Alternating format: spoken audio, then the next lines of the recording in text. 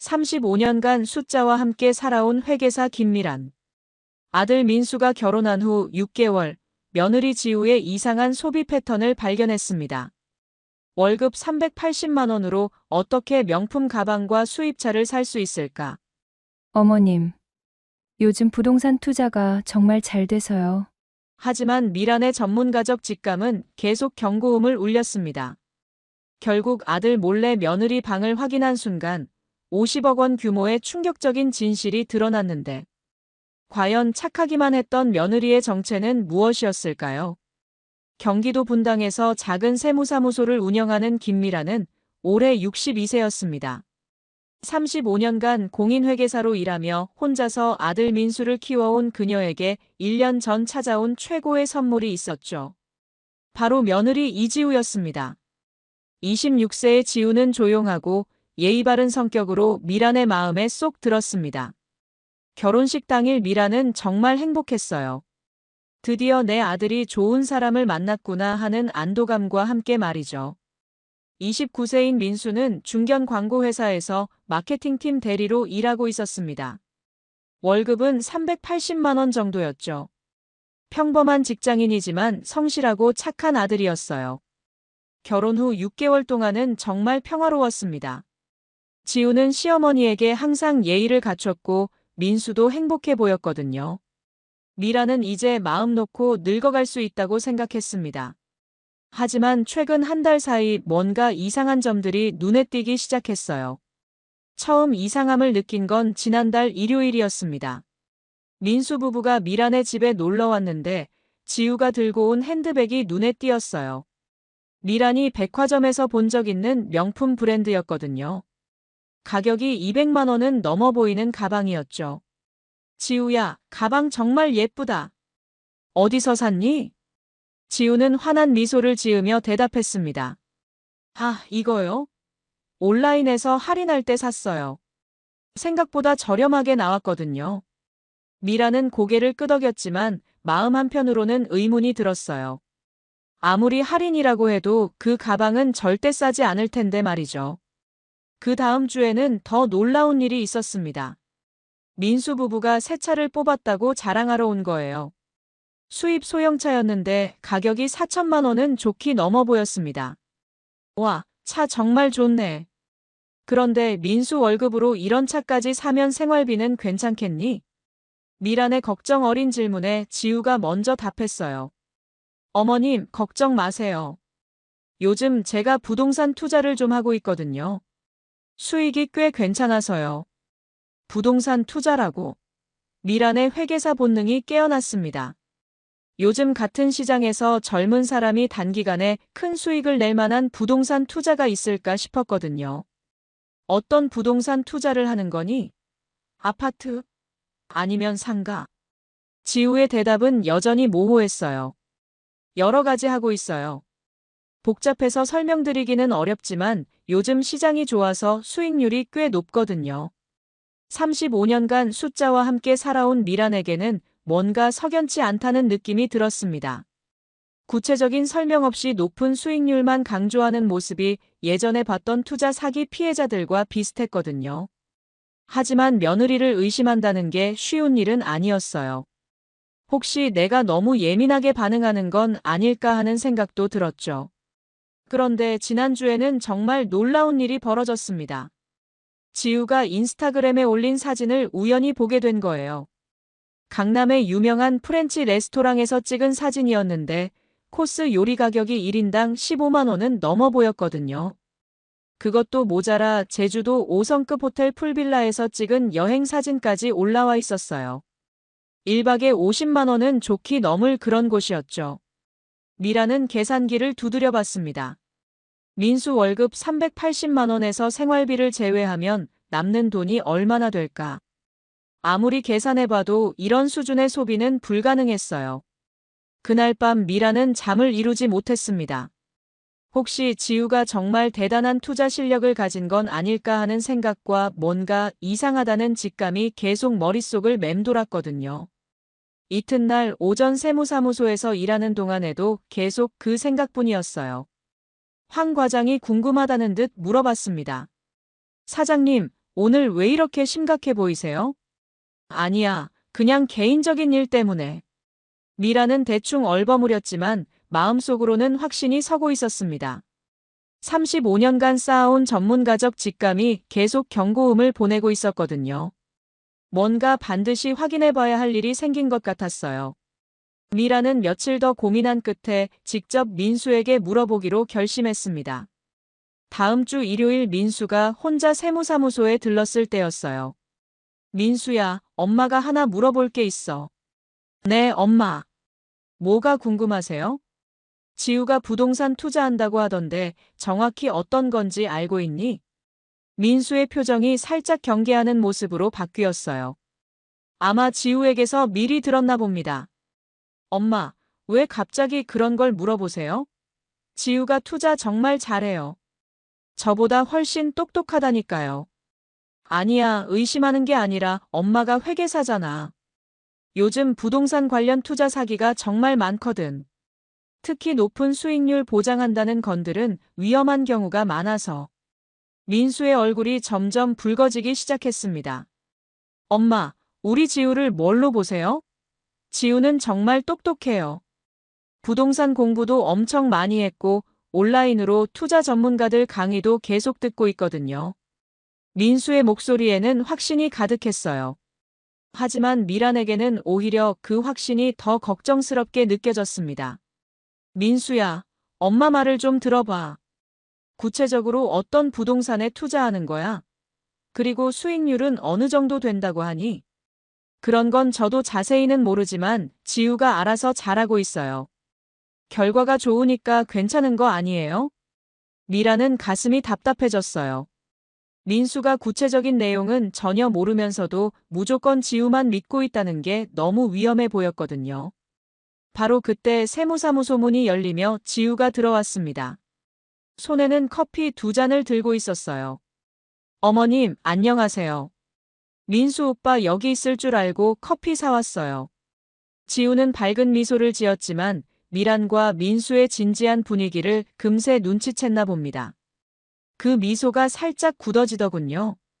어머님, 무슨 얘기하고 계셨어요? 미란이 대답하기 전에 민수가 먼저 말했어요. 엄마가 내 투자 얘기를 물어보시더라. 그 순간 지우의 얼굴에 묘한 표정이 스쳤습니다. 놀람과 당황스러움, 그리고 뭔가 계산하는 듯한 모습이 섞여 있었어요. 하지만 곧 지우는 눈가가 촉촉해지더니 고개를 숙였습니다. 어머님이 저를 믿지 않으셔서 정말 상처받았어요. 지우의 목소리가 떨리기 시작했어요. 정말 상처받은 사람처럼 보였죠. 어머님, 제가 정말 나쁜 며느리인가요? 민수 오빠 힘들게 하려고 이상한 투자를 하는 건 아니에요. 정말 열심히 공부해서 하고 있는 건데. 눈물이 맺히기 시작한 지우를 보자 민수의 표정이 급격히 변했습니다. 미란을 보는 눈빛에 실망과 분노가 섞여 있었어요. 엄마, 이럴 거면 왜 지우를 며느리로 받아주셨어요?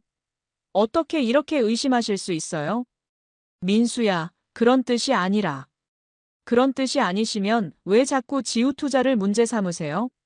지우가 성공하는 게 그렇게 싫으세요? 민수의 말이 점점 날카로워졌어요. 그 옆에서 지우는 여전히 고개를 숙인 채 눈물을 글썽이고 있었습니다. 정말 완벽한 피해자의 모습이었어요. 엄마도 며느리를 좀 믿어주세요. 지우가 얼마나 착하고 똑똑한 애인데요. 민수가 지우의 어깨를 감싸며 말했을 때 미라는 정말 무력감을 느꼈습니다. 아무리 경험이 많고 직감이 날카로워도 이미 지우의 연기에 완전히 빠져버린 아들을 설득하기는 불가능해 보였거든요. 여보, 괜찮아요. 어머님도 우리를 걱정해서 그러시는 거예요. 지우가 이해심 많은 며느리 역할을 완벽하게 연기하며 민수를 달랬어요. 하지만 미란이 볼 때는 그 연기가 너무나 명백했습니다. 그날 민수는 미란에게 차가운 목소리로 말했습니다. 엄마, 앞으로는 지우 일에 간섭하지 마세요. 저희가 알아서 할게요. 그 말을 듣는 순간 미란의 마음이 무너지는 것 같았어요. 35년 넘게 혼자 키운 아들이 처음으로 자신에게 이렇게 차갑게 대하는 거였거든요. 집에 돌아온 미라는 한참 동안 혼자 앉아서 생각했습니다. 혹시 정말로 자신이 틀린 걸까? 지우가 정말 투자 천재이고 자신만 나이 들어서 의심병이 생긴 걸까? 하지만 아무리 생각해봐도 뭔가 이상했어요. 특히 지우가 보여준 반응이 너무 완벽했거든요. 마치 이런 상황을 미리 예상하고 연습이라도 한 것처럼 말이죠. 더 무서운 건 민수가 이미 완전히 지우의 편이 되어버렸다는 거였습니다. 앞으로 뭘 말해도 민수는 지우의 말만 믿을 것 같았어요. 민수와의 대화 이후 일주일 동안 연락이 완전히 끊어졌습니다. 평소라면 하루 걸러 한 번씩은 안부 전화를 했는데 이번엔 정말 서운했나 봐요. 미라는 그제서야 깨달았어요. 이 문제가 생각보다 훨씬 어려울 거라는 걸 말이죠. 지우는 이미 민수의 마음을 완전히 사로잡았고 자신은 의심 많은 시어머니로 전락해버린 상황이었거든요. 하지만 가만히 앉아있을 수만은 없었습니다. 35년간 쌓아온 직감이 틀렸다면 다행이지만 만약 정말로 지우가 위험한 일에 연루되어 있다면 민수도 피해를 볼 수 있었거든요. 미라는 혼자서라도 알아보기로 결심했어요. 첫 번째로 한 일은 지우의 SNS를 자세히 들여다보는 것이었습니다. 인스타그램과 페이스북을 꼼꼼히 뒤져봤어요. 명품 가방과 해외 여행 사진들 사이사이에 투자와 관련된 내용들이 조금씩 보이더군요. 특히 눈에 띈 건 성공한 투자 라이프라는 해시태그와 함께 올린 사진들이었어요.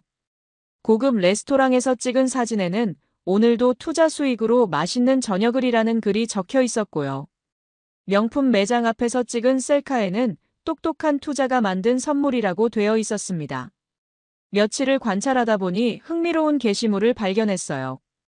이번 주 토요일 강남 부동산 투자 설명회 참석이라는 글과 함께 올린 사진이었는데 배경의 호텔 이름이 희미하게 보였거든요.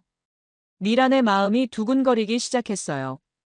드디어 지우가 정확히 뭘 하고 있는지 알 수 있는 기회가 온 거였으니까요. 물론 민수가 알면 화를 낼 게 뻔했지만 이럴 때가 아니면 언제 진실을 확인할 수 있겠어요. 토요일 오후 20이라는 강남의 그 호텔로 향했습니다. 가슴이 두근거리고 손바닥에는 땀이 났어요. 마치 정말로 며느리를 미행하는 나쁜 시어머니가 된 것 같아서 죄책감도 들었거든요. 호텔 로비에 들어서니 부동산 투자 성공 전략 세미나라는 현수막이 걸려 있었어요. 접수대에서는 중년 여성이 밝은 미소로 참석자들을 맞이하고 있었습니다. 어서 오세요. 처음 오시는 분이신가요? 네, 그냥 관심이 있어서 한번 들어보려고요. 미라는 최대한 자연스럽게 대답하며 접수를 했어요. 다행히 신분증을 요구하지는 않더군요. 회의실에 들어가니 이미 70여 명의 사람들이 앉아 있었습니다. 대부분 50대 이상의 중장년층이었고 다들 진지한 표정으로 앞쪽 스크린을 바라보고 있었어요. 미라는 맨 뒤쪽 구석 자리에 조용히 앉았습니다. 오후 2시 30분이 되자 드디어 지우가 무대에 올라왔어요. 검은색 정장을 입고 자신감 넘치는 모습으로 마이크를 잡더군요. 평소 집에서 보던 수줍은 며느리의 모습과는 완전히 달랐습니다. 안녕하세요, 여러분. 저는 이지우입니다. 오늘 이 자리에 오신 분들은 정말 현명한 선택을 하신 거예요. 지우의 목소리는 확신에 차 있었고 몸짓도 마치 전문 강사처럼 자연스러웠어요. 미란이 알던 며느리가 맞나 싶을 정도였죠. 저는 작년 한 해 동안 부동산 투자로 월 평균 25%의 수익률을 달성했습니다. 여러분도 제 투자 전략을 따라 하시면 충분히 가능해요. 그 순간 미란의 등골이 오싹해졌어요. 월 25%라니. 회계사로 35년을 일한 자신이 봐도 말도 안 되는 수치였거든요. 연 25%도 높은 수익률인데 월 25%라는 건 사기가 아니고서는 절대 불가능한 일이에요. 지우의 설명회를 보고 돌아온 미라는 더욱 확신을 갖게 됐습니다. 지우가 하고 있는 일이 절대 정상적인 투자가 아니라는 걸 말이에요. 하지만 문제는 이 사실을 민수에게 어떻게 전달하느냐였어요. 이미 한 번 크게 싸운 상황에서 또다시 지우를 의심한다고 하면 민수가 어떤 반응을 보일지 뻔했거든요. 며칠을 고민한 끝에 미라는 용기를 내어 민수에게 전화를 걸었습니다. 민수야, 엄마야. 잘 있었니? 네, 엄마. 갑자기 웬 전화예요? 민수의 목소리가 여전히 차갑게 느껴졌어요. 엄마가 할 말이 있어서. 혹시 시간 있을 때 한번 만날 수 있을까? 또 지우 얘기하려는 거 아니죠? 정말 그만해주세요. 아니야, 정말 중요한 얘기야. 한 번만, 진짜 한 번만 들어줘. 미란의 간절한 목소리에 민수가 마지못해 동의했어요. 이틀 후 카페에서 만난 민수의 표정은 여전히 불편해 보였습니다. 엄마, 뭔 얘기예요? 민수야, 엄마가 며칠 전에 지우가 참석한다는 투자 설명회에 다녀왔어. 민수의 얼굴이 순식간에 붉어졌어요. 엄마, 설마 지우를 미행하신 건 아니죠? 미라는 지우가 무대에서 말한 내용들을 하나씩 설명했어요. 월 25% 수익률 보장, 구체적인 투자처 설명 없이 높은 수익만 강조하는 모습들을 말이죠. 하지만 민수의 반응은 예상과 달랐어요. 엄마, 그만해요. 민수가 갑자기 소리를 지르자 카페 안의 다른 손님들이 이쪽을 쳐다봤어요. 도대체 뭐 하시는 거예요? 며느리를 미행까지 하시면서 말이에요. 민수야, 그게 아니라 엄마는 우리가 행복한 게 그렇게 싫으세요? 그 말을 듣는 순간 미란의 가슴에 큰 못이 박히는 것 같았어요. 아들이 자신에게 이런 말을 할 줄은 꿈에도 몰랐거든요. 그때 민수의 핸드폰이 울렸습니다. 지우에게서 온 전화였어요. 여보, 지금 어디야? 목소리가 이상한데. 아, 지우야. 엄마 만나고 있어. 전화 너머로 지우가 뭔가 말하는 소리가 들렸지만 정확히는 들리지 않았어요. 하지만 민수의 표정이 더욱 굳어지는 걸 보니 분명 미란에 대한 좋지 않은 얘기를 하고 있는 것 같았습니다. 알겠어, 금방 갈게. 전화를 끊은 민수가 미란을 째려봤어요. 엄마, 지우가 스트레스 때문에 몸이 안 좋다고 해요. 어제부터 계속 토하고 있대요. 그러더니 민수가 폭탄 발언을 했습니다. 지우가 임신했거든요. 그런데 엄마 때문에 받은 스트레스가 너무 커서 혹시 유산할까봐 걱정이에요. 임신이라는 말에 미란의 머릿속이 하얘졌어요. 설마 지우가 정말 임신을 한 건가요? 민수야, 엄마가 몰랐어. 몰랐다고요? 엄마는 지금까지 뭘 하신 거예요? 며느리를 범죄자 취급하고 미행하고. 민수의 목소리가 떨리고 있었어요. 정말 화가 많이 났다는 걸 알 수 있었습니다. 당분간 만나지 말아요. 지우 상태가 안정될 때까지는 연락도 하지 마세요. 그 말을 남기고 민수는 자리에서 일어났습니다. 미라는 그 뒷모습을 바라보며 아무 말도 할 수 없었어요. 그날 밤 미라는 처음으로 정말 심각하게 자책했어요. 혹시 정말로 자신이 나이가 들면서 고집만 세워진 건 아닐까? 지우가 정말 착한 며느리인데 자신이 편견으로 바라본 건 아닐까? 하지만 한 가지만은 확실했어요. 35년간 쌓아온 회계사로서의 직감과 경험이 보내는 경고 신호는 여전히 강하게 울리고 있다는 것이었습니다. 설령가 주변에서 뭐라고 해도 지우의 행동 패턴은 분명히 수상했거든요. 더 심각한 문제는 따로 있었어요. 이제 동네 사람들의 시선도 달라지기 시작한 거예요. 며칠 후 마트에 장을 보러 갔을 때 평소 친하게 지내던 아주머니들이 수군거리는 소리가 들렸어요. 저기 미란 씨 보이네. 요즘 며느리 때문에 말이 많던데. 어머, 정말이야? 무슨 일인데? 글쎄, 젊은 며느리를 자꾸 의심하고 괴롭힌다고 하더라고. 임신한 며느리를 스트레스로 병원까지 보냈다던데. 그 말을 듣는 순간 미란의 얼굴이 화끈거렸어요. 지우가 어떻게 소문을 퍼뜨렸는지는 모르겠지만 자신이 악한 시어머니로 찍혀버린 거였죠. 미용실에서도 마찬가지였습니다. 평소 친하게 지내던 원장님이 조심스럽게 말을 꺼냈어요. 미란 씨, 요즘 며느리와 사이가 좀 안 좋다면서요? 젊은 부부들 일에는 너무 간섭하지 마세요. 요즘 젊은 사람들은 예민해서. 모든 사람들이 미란을 간섭하는 시어머니로 보고 있었어요. 지우가 얼마나 교묘하게 자신을 피해자로 포장했는지 알 수 있었습니다. 가장 절친한 친구인 최영희까지도 미란을 나무랐어요. 미란아, 내가 한마디 할 게 있어서 왔어. 너무 깊이 개입하지 마라. 젊은 사람들 일은 젊은 사람들이 알아서 해야지. 영희까지도 자신을 의심의 눈초리로 보신다는 게 너무 서러웠습니다. 영희야, 내가 정말 그런 시어머니 같아? 아니야, 내가 나쁜 사람은 아니지. 하지만 요즘 젊은 며느리들은 예전과 달라. 너무 간섬하면 오히려 역효과가 날 수 있어. 그날 밤 미라는 처음으로 정말 심각하게 포기를 생각했어요. 아들도 자신을 원망하고 동네 사람들도 손가락질하고 심지어 자신조차 확신이 서지 않는 상황에서 더 이상 뭘 할 수 있겠어요. 하지만 바로 그 순간 예상치 못한 기회가 찾아왔습니다. 민수와 완전히 연락이 끊긴 지 2주일이 지났을 때였습니다. 어느 날 오후 민수에게서 뜻밖의 연락이 왔어요. 엄마, 갑자기 부산 출장이 잡혔어요. 지우도 마침 친정에 가게 되어서 집이 며칠간 비게 됐거든요. 미란의 심장이 쿵했습니다. 정말 뜻밖의 기회가 온 거였어요. 택배가 몇 개 올 예정인데 혹시 잠깐 들러서 받아주시고 집 좀 봐주실 수 있으세요? 그럼 당연하지. 언제부터 언제까지니? 내일 월요일 아침에 부산으로 출발해서 수요일 저녁에 돌아와요. 지우도 화요일 저녁에 올라올 거고요. 그날 저녁 민수는 세무사무소에 잠깐 들러서 열쇠를 건넸습니다. 여전히 표정은 차가웠지만 그래도 자신에게 부탁을 한다는 것 자체가 작은 희망 같았어요. 엄마, 그냥 가끔 들러서 문단속이나 해주시면 돼요. 다른 건 건드리지 마세요. 알겠어, 민수야. 민수는 별다른 말 없이 돌아갔지만 미라는 손에 든 열쇠를 바라보며 마음속으로 다짐했습니다. 이번이 정말 마지막 기회야.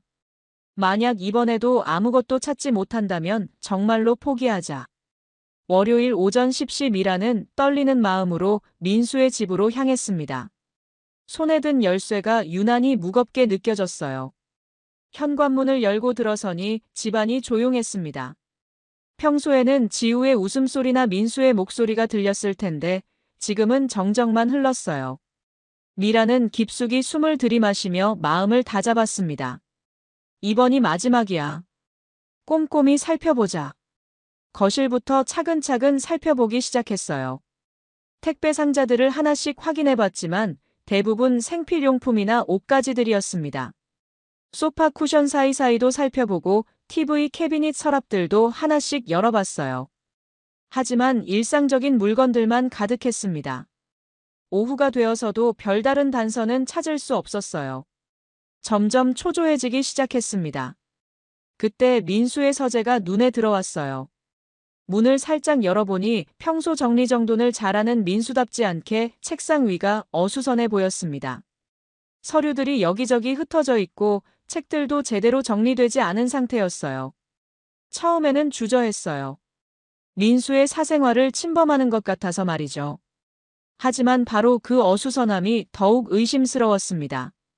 평소 깔끔한 민수가 왜 서재만 이렇게 어지럽혀 놨을까? 미라는 용기를 내어 서재에 들어섭습니다. 책상 위부터 자세히 살펴봤어요.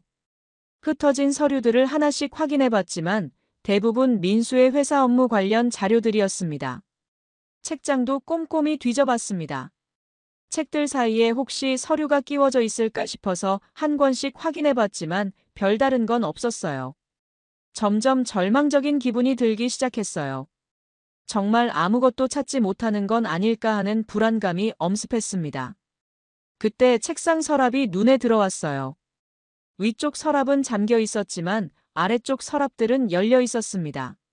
미라는 떨리는 마음으로 두 번째 서랍을 열어봤어요.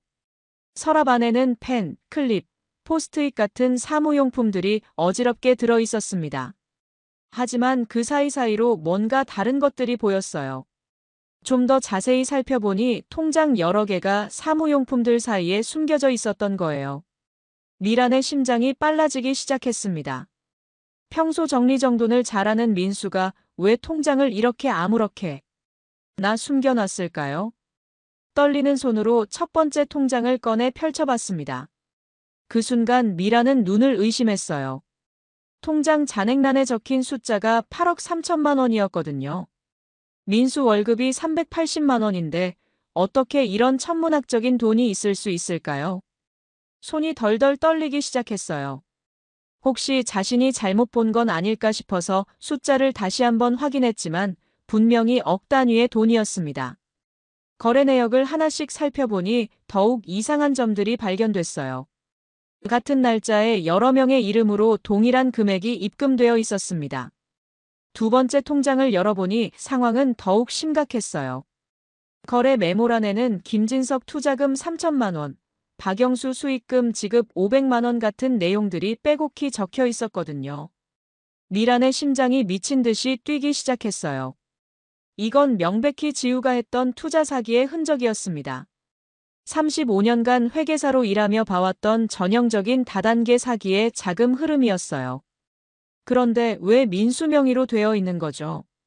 나머지 통장들도 연달아 확인했는데 모든 통장이 같은 패턴이었어요.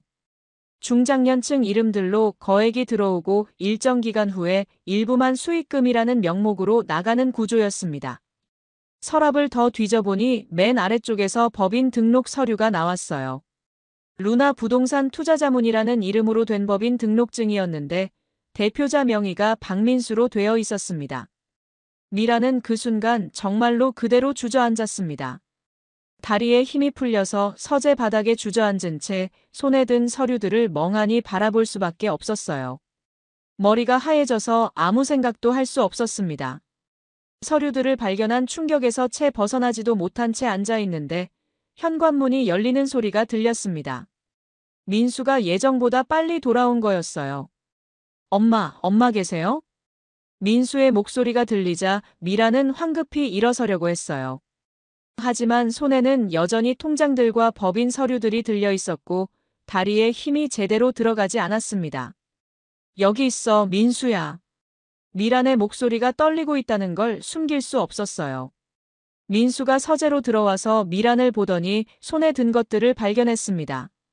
엄마, 그게 뭐예요? 왜 제 서랍을? 민수의 표정이 당황스러움에서 점점 굳어졌어요. 하지만 미라는 더 이상 숨길 수 없었습니다. 민수야, 이게 뭐니? 내 명의로 된 투자 회사라니. 미란이 법인 등록증을 내밀자 민수의 얼굴이 새하얘졌습니다. 뭐라고요? 이게 다 뭐예요? 제가 언제 회사를 만들었다고?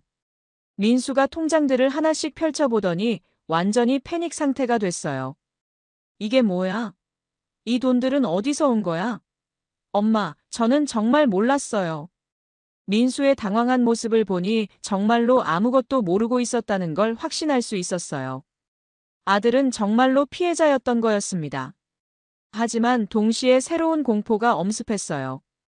이 모든 증거들이 민수 명의로 되어 있으니 경찰이나 검찰에서는 민수를 주범으로 볼 수도 있다는 거였습니다. 민수야, 큰일 났어. 지우가 너를 이용해서 사기를 친 거야. 그런데 모든 게 내 명의로 되어 있으니까. 그 순간 민수도 상황의 심각성을 깨달았습니다. 얼굴이 창백해지더니 손이 덜덜 떨리기 시작했어요. 엄마, 어떻게 해요? 제가 감옥에 가는 거예요? 아니야, 민수야. 엄마가 꼭 지켜줄 거야. 내가 억울하게 당한 거라는 걸 증명해낼 거야. 미라는 민수를 꼭 안아주며 다짐했습니다. 그날 밤 민수와 미라는 거실 소파에 앉아서 한참 동안 말없이 있었어요. 민수는 여전히 손이 떨리고 있었고 미라는 그런 아들을 바라보며 마음이 찢어지는 것 같았습니다. 며칠 전까지만 해도 자신을 원망하고 피하던 아들이 지금은 완전히 무너진 모습이었거든요. 엄마. 민수가 조심스럽게 입을 열었어요. 목소리가 떨리고 있었습니다.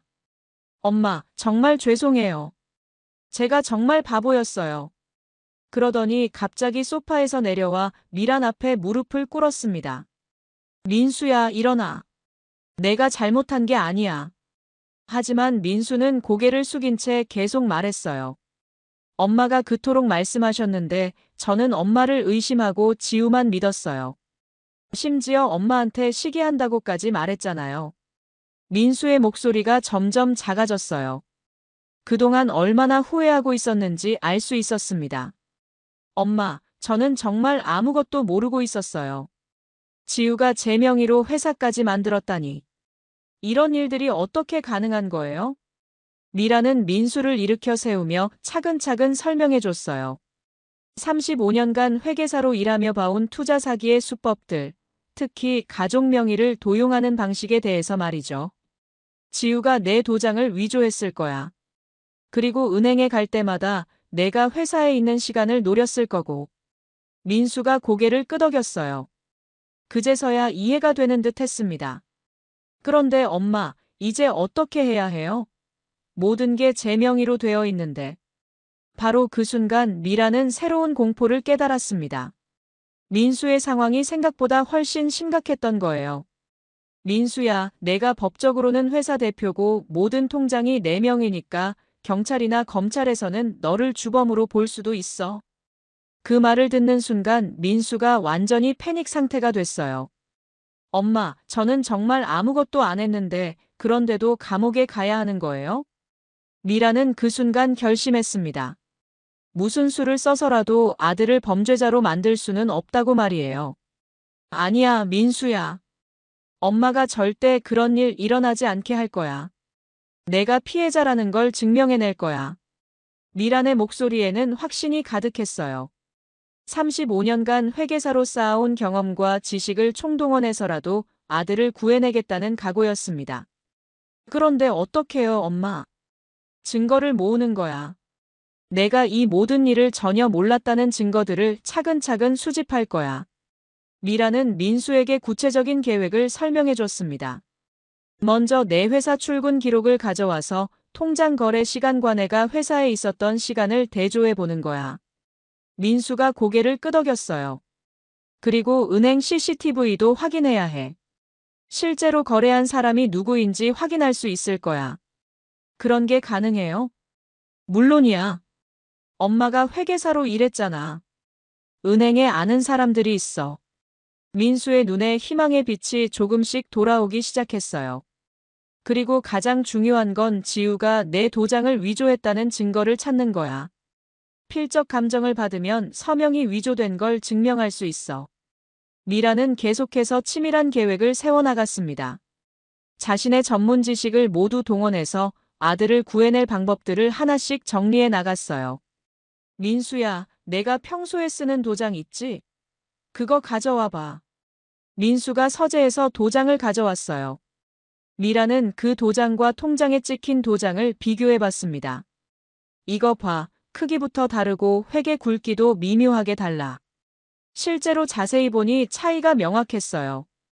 지우가 위조한 도장은 원본과 비슷하게 만들었지만 전문가가 보면 구별할 수 있을 정도의 차이가 있었습니다. 그리고 또 하나, 내가 투자 내용을 전혀 모르고 있었다는 증거도 필요해. 그건 어떻게 증명해요? 간단해. 내가 받은 문자나 이메일, 통화 기록들을 다 확인해 보는 거야. 지우가 너한테 투자 관련해서 구체적으로 상의한 적이 없다는 걸 보여주면 돼. 민수가 핸드폰을 꺼내서 지우와 주고받은 메시지들을 확인해 봤어요. 예상대로 투자나 회사 운영에 관한 구체적인 대화는 전혀 없었습니다. 봐, 이것만 봐도 내가 아무것도 몰랐다는 게 증명되잖아. 만약 정말로 내가 공범이었다면 이런 대화들이 있었을 거야. 민수의 표정이 조금씩 밝아지기 시작했어요. 처음으로 희망을 품는 것 같았습니다. 엄마, 정말 저를 구해낼 수 있어요? 당연하지. 엄마가 너를 버릴 수 있겠니? 끝까지 내 편이야. 그 순간 민수가 미란을 꼭 안았습니다.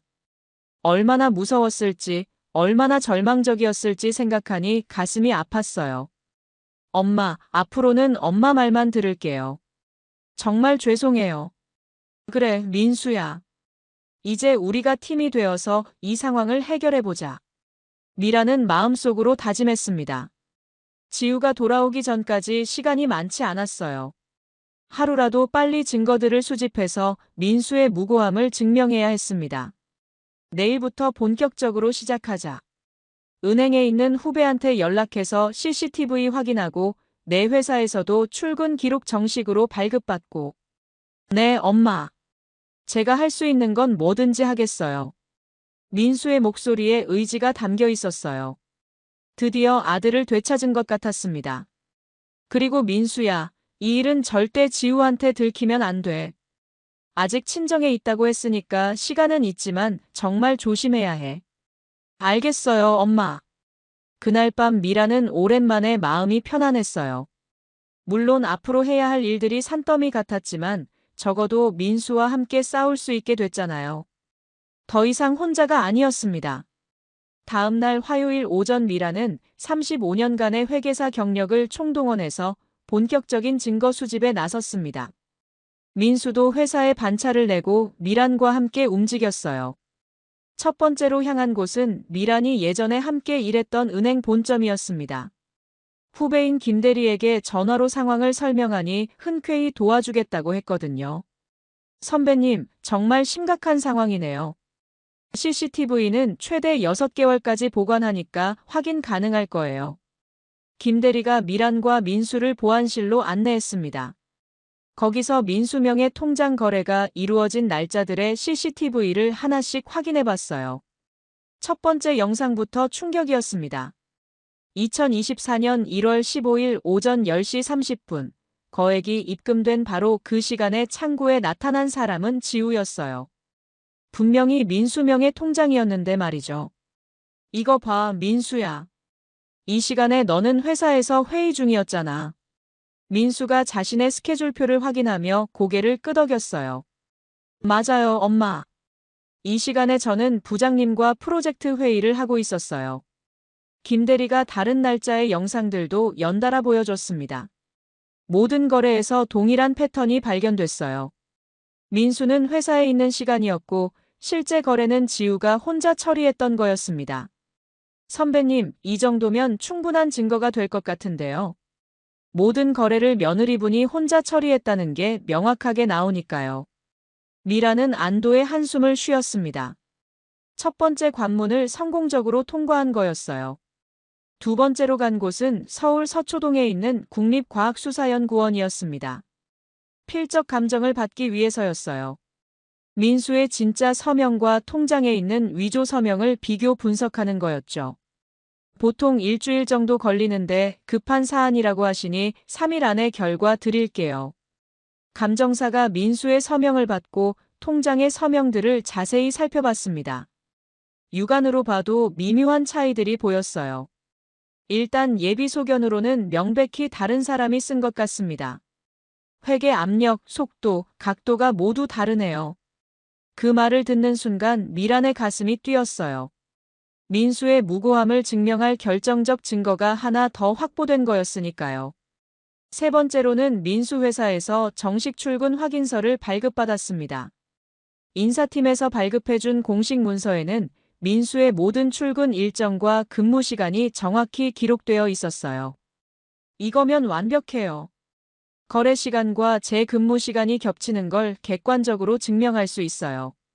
민수의 얼굴에도 희망의 빛이 돌기 시작했어요. 하지만 가장 중요한 건 아직 남아 있었습니다. 지우를 현행범으로 잡는 것이었어요. 그날 저녁 미라는 지우의 SNS를 다시 확인해 봤습니다. 친정에서 올린 사진들이 계속 업데이트되고 있었는데 내일 수요일 저녁에 올라온다고 되어 있었어요. 그런데 그때 새로운 게시물이 하나 올라왔습니다. 내일 저녁 서울 올라가자마자 특별 투자 설명회 개최합니다. 새로운 투자 기법을 공유하고 싶어요. 장소는 강남 호텔, 시간은 목요일 오후 7시입니다. 많은 분들의 참석 부탁드려요. 미란의 심장이 두근거리기 시작했어요. 이야말로 지우를 현행범으로 잡을 수 있는 절호의 기회였거든요. 미란은 즉시 김대리에게 연락했습니다. 대리야, 내일 저녁에 지우가 대규모 설명회를 열 예정이야. 이때 경찰이 급습하면 현장에서 잡을 수 있을 것 같은데. 선배님, 제가 금융감독원 수사팀에 연락해 볼게요. 지금까지 모은 증거들과 함께 신고하면 충분히 수사에 착수할 거예요. 그날 밤 늦게 김대리에게서 연락이 왔습니다. 선배님, 수사팀에서 내일 현장 급습하기로 했대요. 선배님이 준비해 주신 증거들이 정말 완벽해서 바로 수사 착수 결정이 났어요. 미라는 흥분을 감출 수 없었어요. 드디어 지우를 잡을 수 있게 된 거였으니까요. 목요일 오후 6시 미란과 민수는 호텔 근처에서 대기하고 있었습니다. 수사팀과 미리 연락을 취해서 상황을 지켜보기로 했었거든요. 오후 7시가 되자 호텔 로비가 중장년층 참석자들로 붐비기 시작했어요. 적어도 80명은 넘어 보였습니다. 지우가 그동안 얼마나 많은 사람들을 속여왔는지 실감할 수 있었어요. 오후 7시 30분, 드디어 지우가 나타났습니다. 친정에서 막 올라온 것 같은데도 화려한 정장을 입고 자신만만한 모습이었어요. 여전히 피해자들을 속일 생각뿐이었던 거죠. 안녕하세요, 여러분. 오늘은 정말 특별한 투자 기회를 소개해 드릴게요. 지우가 마이크를 잡고 열정적으로 설명을 시작했어요. 새로운 부동산 투자 기법, 월 30% 수익률 보장 같은 말도 안 되는 내용들을 늘어놓았습니다. 지금 이 자리에서 투자하시는 분들에게는 특별 혜택으로. 바로 그 순간이었습니다. 경찰입니다. 모두 그 자리에서 멈춰주세요. 회의실 문이 열리며 수십 명의 수사관들이 일제히 들어왔어요. 참석자들이 웅성거리기 시작했고 지우의 얼굴이 순식간에 창백해졌습니다. 이지우 씨, 투자 사기 혐의로 체포합니다. 수사관이 지우에게 수갑을 채우려는 순간 지우가 민수와 미란을 발견했어요. 그러자 곧 자신 때문에 범행이 발각된 걸 알아차린 듯 발악하기 시작했어요. 잠깐만요. 저 혼자 한 게 아니에요. 제 남편도 공범이에요. 박민수도 같이 잡아가세요. 그 말을 듣는 순간 미란의 가슴이 철렁했습니다. 역시 지우는 마지막까지 민수를 끌어들이려고 하는 거였어요. 하지만 미란은 이미 준비가 되어 있었습니다. 잠깐만요. 미란이 큰 소리로 외치며 수사관들에게 다가갔습니다. 제 아들은 피해자입니다. 미란은 미리 준비해둔 서류 뭉치를 수사관에게 건넸어요. 여기 모든 증거가 있습니다. 은행 CCTV 영상, 필적 감정 결과, 회사 출근 확인서. 제 아들이 이 모든 거래를 전혀 모르고 있었다는 증거들이요. 수사관이 서류들을 빠르게 훑어봤습니다. 이 서류들이 사실이라면 박민수 씨는 명의만 도용당한 피해자로 보이네요. 그 순간 지우가 더욱 발악했어요. 아니에요. 남편도 알고 있었어요. 같이 계획한 거라고요. 하지만 수사관은 고개를 저었습니다. 증거가 명확합니다. 모든 거래 시점에 박민수 씨는 회사에 있었고 실제 거래는 당신이 혼자 처리했어요. 서명도 모두 위조된 것으로 검증됐고요. 지우의 얼굴이 절망적으로 변했어요. 자신의 완벽한 계획이 무너지는 순간이었거든요. 어떻게 이런 증거들을? 지우가 미란을 바라보는 순간 미란은 차갑게 말했습니다. 나를 무시한 게 내 실수야. 35년 회계사 출신을 상대로 투자 사기를 치려고 했으니까. 지우가 체포된 지 3개월이 지났습니다. 그동안 수사와 재판이 진행되었고 드디어 오늘 최종 판결이 나오는 날이었어요. 미란과 민수는 서울중앙지방법원 대법정에 앉아서 긴장된 마음으로 판사의 선고를 기다리고 있었습니다. 재판장이 들어오겠습니다. 기립해주세요. 법정 내 모든 사람들이 일어났습니다. 판사가 들어와 자리에 앉자 드디어 운명의 순간이 시작됐어요. 피고인 이지우에 대한 판결을 선고합니다. 판사의 목소리가 법정 안에 울려 퍼졌습니다. 피고인은 2023년 10월부터 2024년 3월까지 약 6개월간에 걸쳐 박민수 명의로 투자자문회사를 설립하고 월 25%에서 30%의 허위 수익률을 보장한다며 불특정 다수를 상대로 총 52억 원을 편취한 사실이 인정됩니다. 52억 원이라는 숫자를 듣는 순간 미라는 소름이 돋았어요. 지우가 생각보다 훨씬 더 큰 규모의 사기를 저질렀던 거였습니다. 특히 피고인은 남편의 명의를 도용하여 법인을 설립하고 통장을 개설하는 등 치밀하고 계획적인 범행을 저질렀으며 이로 인해 남편 또한 피해자가 될 뻔한 점을 고려할 때 죄질이 매우 불량합니다. 판사가 계속해서 지우의 범죄 사실들을 읽어내려갔어요. 명의 도용, 서명 위조, 도장 위조, 허위 투자 설명회 개최 등 정말 치밀하게 계획된 범죄였던 거죠. 따라서 피고인 이지우에게 징역 8년을 선고하며 피해자들에게 총 52억 원을 배상하라고 명령합니다. 그리고 박민수 씨의 경우 수사 과정에서 제출된 증거들을 근거로 명의만 도용당한 것으로 판단되며 어떠한 형사처벌도 받지 않습니다. 그 말을 듣는 순간 미라는 가슴이 벅차올랐어요. 드디어 아들이 완전히 무죄로 인정받은 거였습니다. 재판이 끝나고 법정을 나서는데 담당 검사가 미란과 민수에게 다가왔어요. 김미란님, 정말 대단하셨습니다. 이렇게 완벽한 증거를 준비해 오신 분은 처음 봤어요. 검사가 진심 어린 표정으로 말했습니다.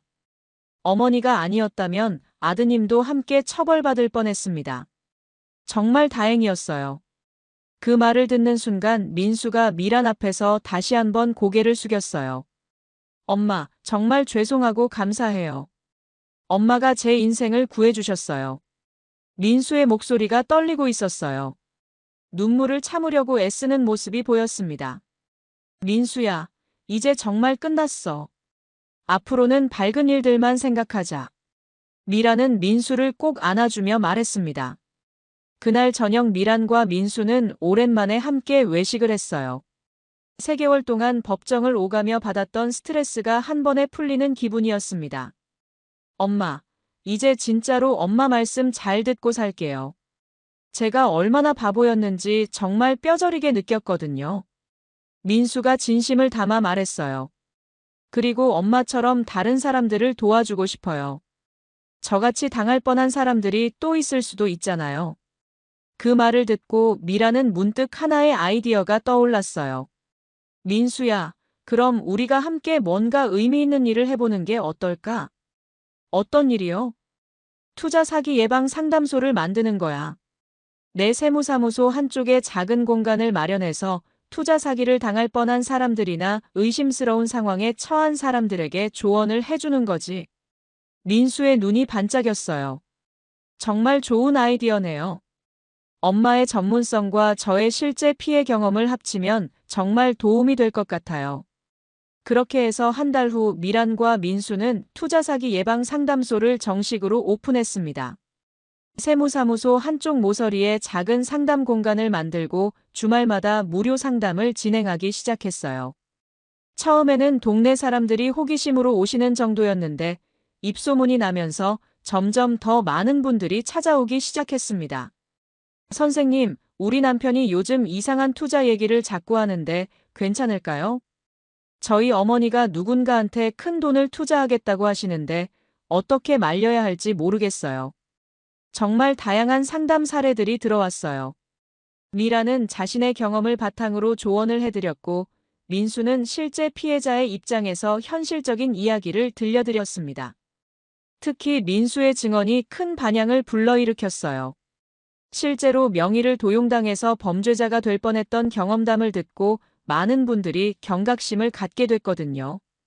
반년 후에는 지역 신문사에서 미란과 민수의 이야기를 보도하기도 했어요. 35년 회계사 출신 어머니가 아들을 구한 이야기라는 제목으로 기사가 나갔는데 그 후로 더 많은 상담 문의가 들어오기 시작했습니다. 어머니, 정말 대단하세요. 이런 분이 우리 동네에 계셔서 얼마나 든든한지 몰라요. 단골 손님이 그렇게 말씀해 주실 때마다 가슴이 뿌듯했어요.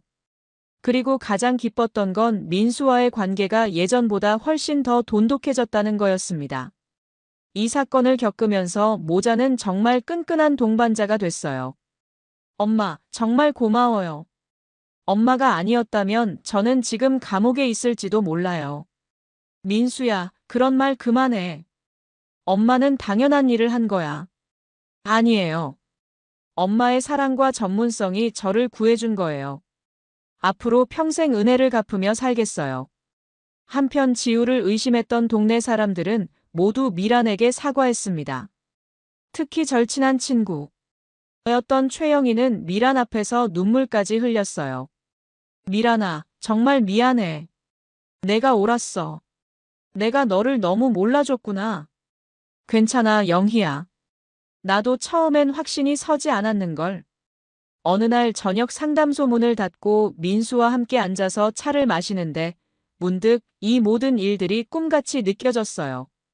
몇 달 전까지만 해도 미라는 아들에게 의심받고 외면당하는 외로운 시어머니였는데 지금은 아들과 함께 다른 사람들을 도우며 보람 있는 일을 하고 있으니까요. 민수야, 엄마가 이 나이에 이런 보람을 느낄 줄 몰랐어. 저도요, 엄마. 이렇게 의미 있는 일을 함께 할 수 있어서 정말 행복해요. 창밖으로 저녁 노을이 아름답게 물들고 있었어요. 마치 모자의 새로운 시작을 축복해주는 것 같았습니다. 그날 밤 잠자리에 들기 전에 미라는 마음속으로 다짐했습니다. 앞으로도 계속해서 이런 일들로부터 사람들을 보호하고 자신이 겪었던 고통을 다른 가족들은 겪지 않도록 도와주겠다고 말이에요. 어머니의 직감과 사랑 그리고 전문성이 합쳐지면 어떤 어려움도 극복할 수 있다는 걸 이번 일을 통해 깨달았거든요. 더 많은 사람들을 도우며 아들과 함께 의미 있는 인생 이모작을 써나가는 것. 그것이 바로 미란이 찾은 진정한 행복이었습니다. 어머니의 직감은 결코 틀리지 않습니다. 때로는 온 세상이 당신을 의심하고 손가락질할지라도 가족을 지키려는 그 마음만큼은 흔들리지 마세요. 사랑하는 사람을 위해서라면 끝까지 포기하지 않는 것. 그것이 바로 진정한 가족의 힘입니다. 당신의 경험과 지혜가 언젠가는 소중한 사람들을 구원할 열쇠가 될 테니까요. 한 사람의 이야기가 누군가의 위로가 되길 바라며 오늘의 이야기를 마칩니다. 구독과 좋아요는 저희에게 큰 힘이 됩니다.